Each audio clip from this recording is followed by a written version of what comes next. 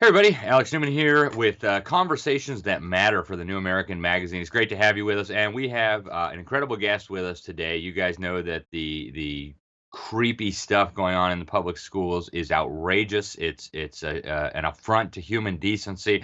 And I was at a pastors' conference just a couple of weeks ago, and I met this phenomenal lady who knew so much about these things that I didn't think anybody else knew about, social emotional learning and what was going on with the manipulation of children.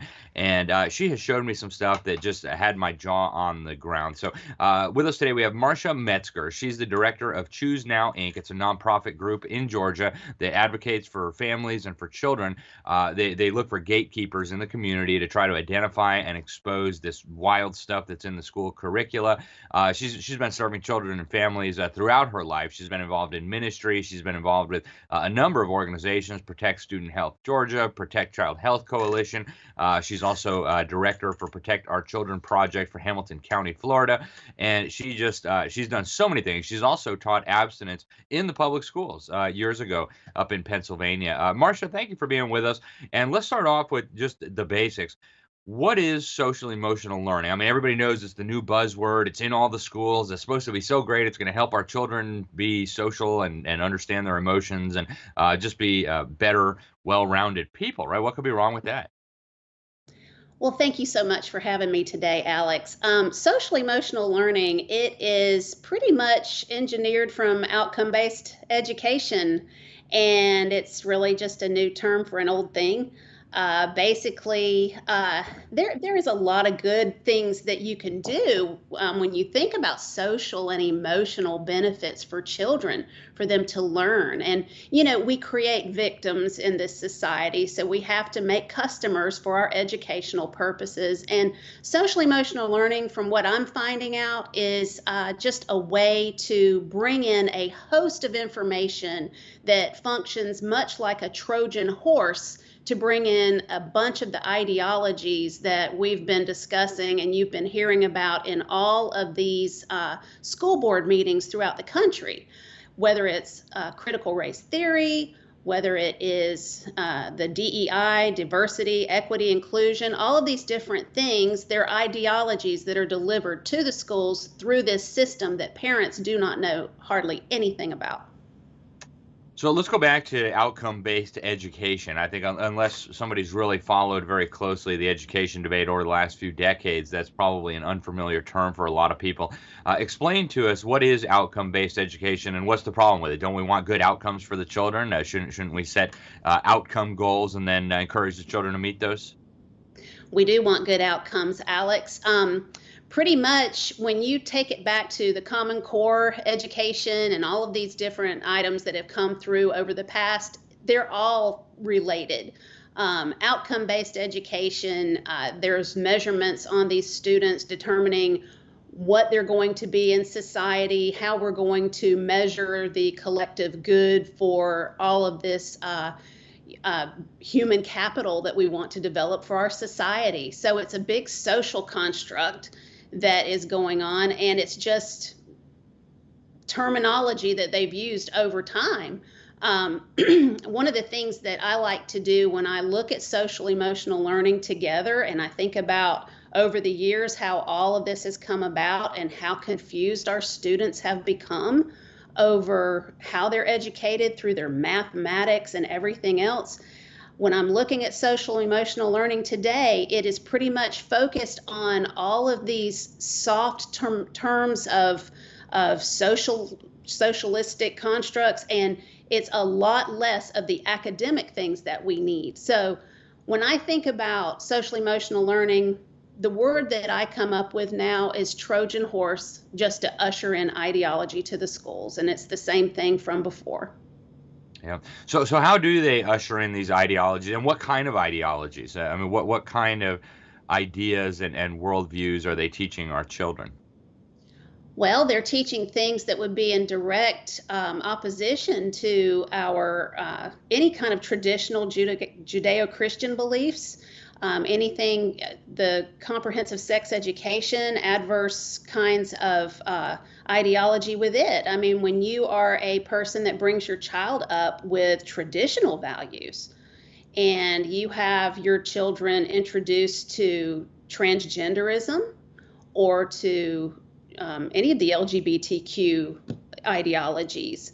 There's also within these, they're teaching mindfulness, which it's good to have mindfulness and to calm yourself.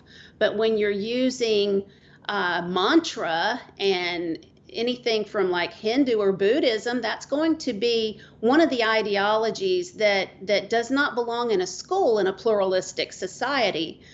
When you think about all of the different people that come into a public school system, and you start bringing along all of these ideologies that are contradictory to our family values, you're going to leave these students in such a cognitive dissonance culturally that they're not going to know who to believe, and it's going to confuse them. So all of these things that are coming through, I mean, we have schools, not mental health clinics, and also this is going into the spiritual realm and doing spiritual formation with our children.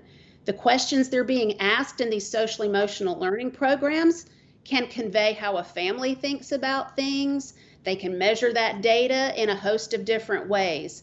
And one time I watched one of your interviews before, Alex, and you said something to the effect of, it is a brain numbing, big, huge, just brain numbing program that they've brought in.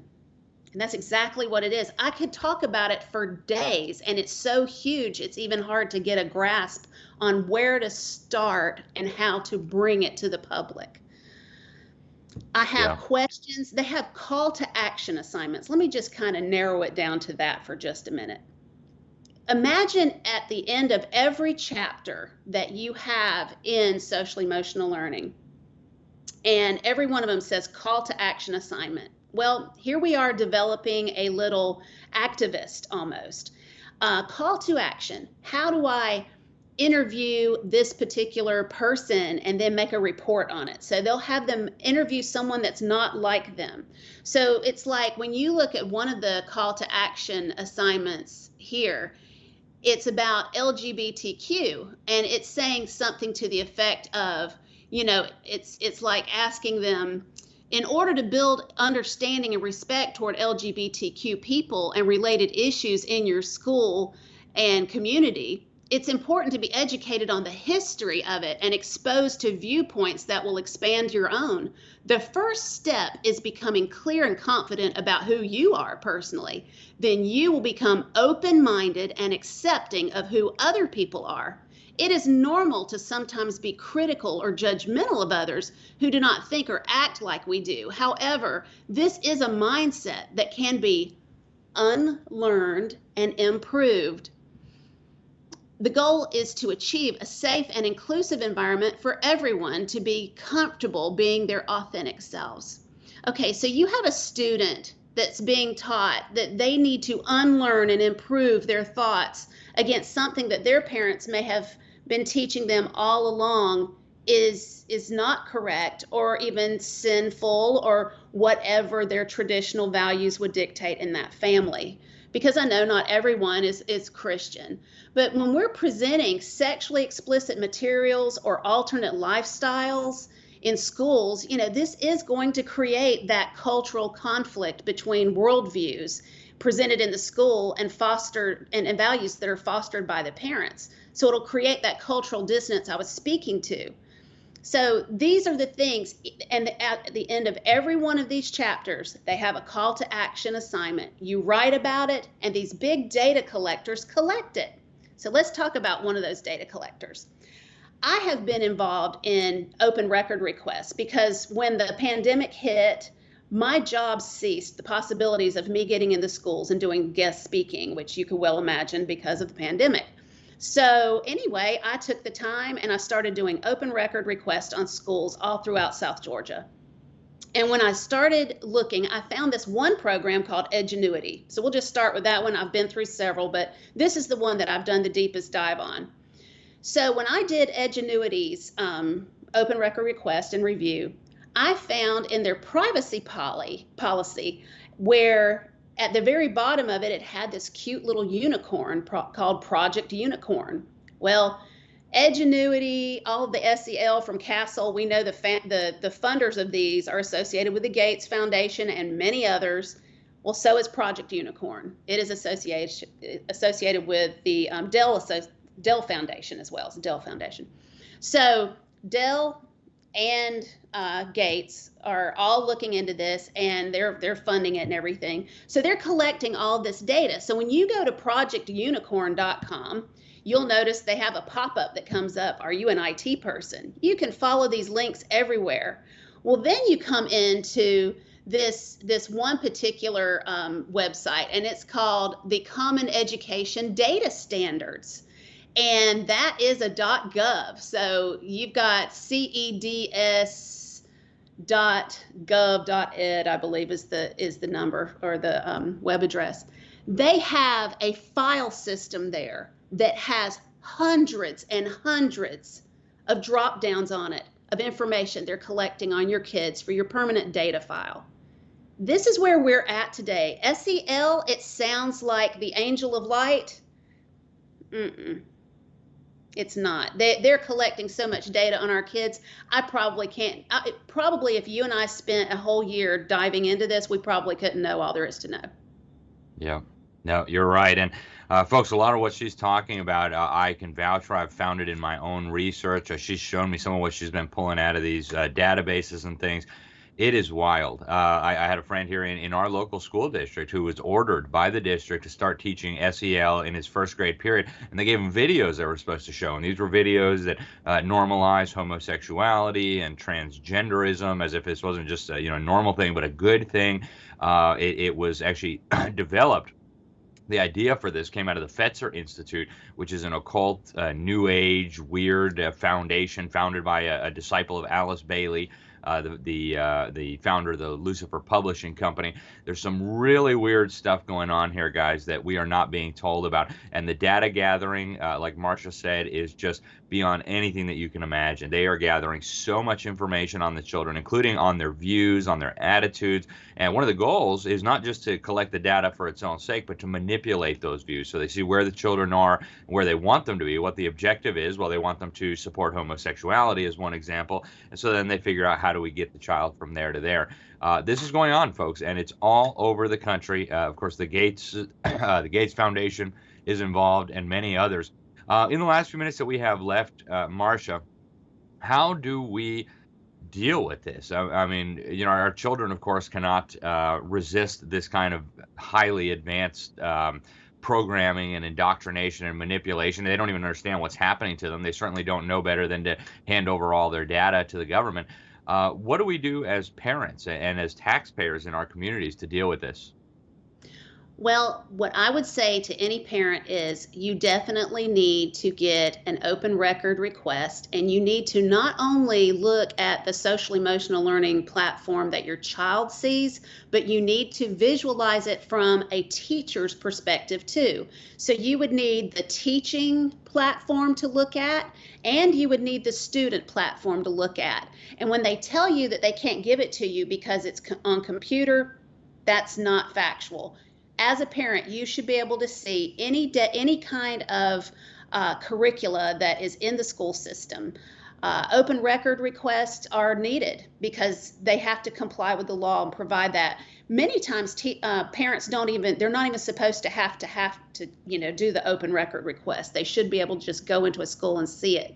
But many times they do not want to give you anything. They'll even hide behind FERPA laws to not give you access. That's what they tried to do when I was going in. Now, many of the administrators, though, they absolutely don't understand what all is in this because it's not academic. They're looking at academics over here. And then when I've shown some of these administrators what I've found, they were dumbfounded. And there are a lot of good teachers in school systems. There are a lot of good administrators. Down here, I know great people. But there is this going behind the scenes, and they can't stop it. And it makes me think that maybe the teacher system is different than the student system. And I think that these things need to be evaluated by the parents themselves. I have videos in these programs that shows a transgender man in the Purpose Prep videos, for instance. And I mean, he's teaching the kids how to come out as a homosexual. I have videos of a lot of these different things. So these are things that parents need to see, definitely. And I'd be glad to come back on and show you a lot of those videos or talk anything about any of the rest of it with you. I really appreciate you helping me get the word out because it is definitely needed. Yeah, well, absolutely. Well, thank you, Marsha. And so, how do people learn more about Choose Now Inc., your nonprofit? I have a website, choose-now.org, and they can go on there, and also they can there's my contact information is there as well.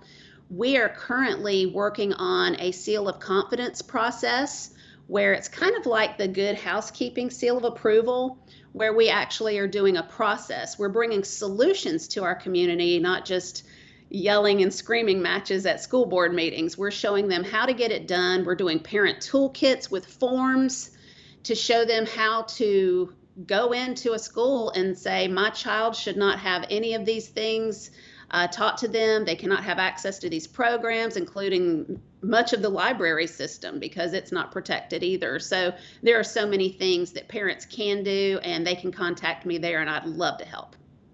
Excellent. Well, Marsha, thank you so much for what you're doing to raise awareness about this. Folks, SEL, social emotional learning, and the data gathering, when you combine all of this together, you realize something very significant and very dark, very wicked is taking place right now involving our children. And nobody's going to protect your children aside from you, right? If you think the government is going to protect your children, if you think your neighbor is going to protect your children, you're dreaming. So pay attention, folks. Get this information out. Help us share the video out, especially if you know people who have children who may be getting inadvertently sucked into these designs and schemes. And stay tuned. We'll be back with a whole lot more content. Thank you for watching. I'm Alex Newman. It's the New American. Thank you again for being with us, Marsha, and God bless you all.